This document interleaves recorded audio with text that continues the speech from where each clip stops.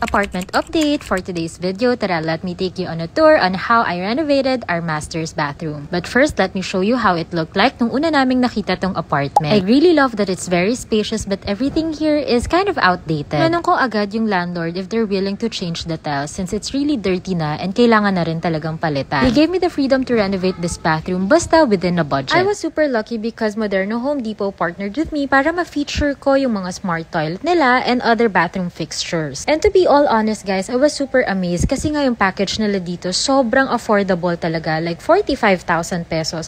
Meron ka ng smart toilet, meron ka ng faucet, sink, mirror, at may mga pa-freebies pa sila. Of course, hindi na ako nagdalawang isip to partner with them kasi alam ko marami naman akong followers na homeowners ang magbe-benefit sa promo nila. As a tenant, I wrote a letter of memorandum of understanding na naiintindihan nila na lahat ng ilalagay ko sa bathroom namin aalisin ko kapag aalis na rin kami. And nakaspecify doon kung ano-ano yung mga gamit na yon. Nakalagay din sa agreement na yon na lahat ng tinanggal namin sa bathroom na gamit ng owner is na-receive nila in good faith. So I hope as a tenant, this gives you an idea na you can do this as long as merong agreement on both parties. Don't be afraid to ask. After ko pumunta sa showroom ng Moderno Home Depot, I was able to pick up the stuff I wanted for our bathroom and hinintay ko na lang yung delivery. At eto na nga yung araw na na-deliver tong mga bathroom fixtures from Moderno Home Depot.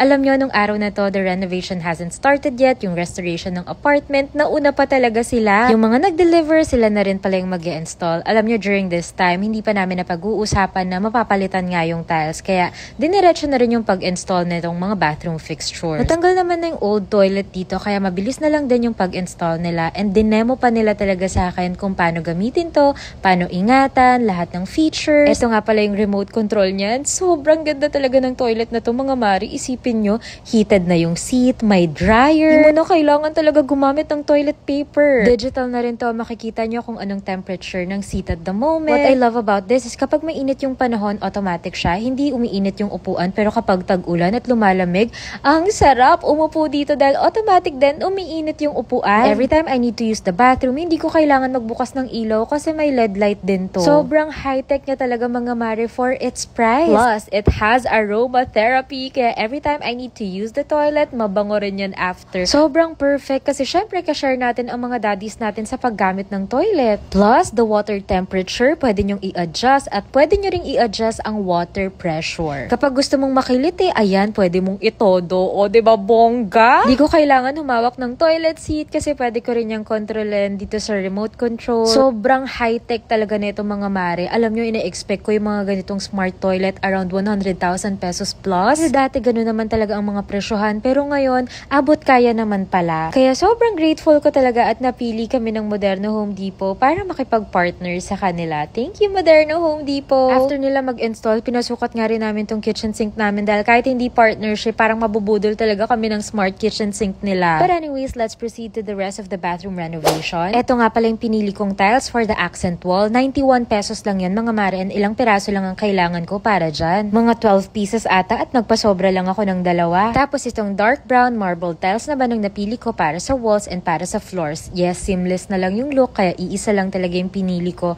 And matte naman yan kaya hindi madulas. Tapos nakita ko, sabi ko parang bagay ito sa kitchen kaya kinuha ko rin to para sa kitchen namin. Ayoko ng glossy sa kitchen backsplash kasi yung ilaw nagre-reflect. Ang nagastos ko ata sa tiles is around 16,000 pesos kasama na doon yung mga tile adhesive, semento. Overall ng bathroom renovation namin is around 28,000 pesos lang kasama na doon yung labor. So instead of paying for the first month's rent, doon yun napunta sa renovation. After ng tiles installation, na-install na rin yung mga bathroom fixtures. And then, pinapinturahan ko rin yung walls dito ng mud opal from Davis. Kakulay siya ng bedroom namin. And I really think it went well with the walls and floor. And then, I had to work on the cabinets kasi hindi talaga bagay itong white cabinets and yung sa sink. So, kailangan ko siyang palitan. Nag-checkout lang ako ng wallpaper sa Shopee and naghanap ako ng shade na babagay dito sa bathroom namin. And I found this. And I was super happy about it. Pagkatapos ko mag-wallpaper, pintura naman dahil hindi rin match tong mga drawers na to sa wall namin. Minsan, hindi rin kinakain ni daddy mga trip ko sa buhay, pero he's very supportive naman. Hinahayaan niya lang akong ganito. But anyways, tara, i-reveal ko na ang banyo. So, ganito yung itsura niya before, and ganito na ang itsura niya ngayon. Ito na yung itsura ng napili kong tiles. It's very cozy. Depende pa rin talaga sa preference nyo. Ako kasi gusto ko medyo madilim kapag naliligo. Alam niyo yung may cozy vibes and relaxing vibes? Ganun talaga yung gusto ko sa banyo. Besides from the aesthetics, every corner is functional din. Dito ko nilalagay lahat ng kakikayan ko. Lahat naman ng kailangan ko kapag maghihilamos ako, andito din. Mga oral essentials namin, andito. And then meron din kaming cabinet dito for all of our bath essentials. What I love about this is yung faucet talaga namin kasi very functional siya. As you can see, namumove around yung faucet and napapalitan din yung modes niya. Sobrang simple lang naman ng banyo namin. Lahat ng makikita nyo dito is ginagamit lang namin. Nothing more, nothing less.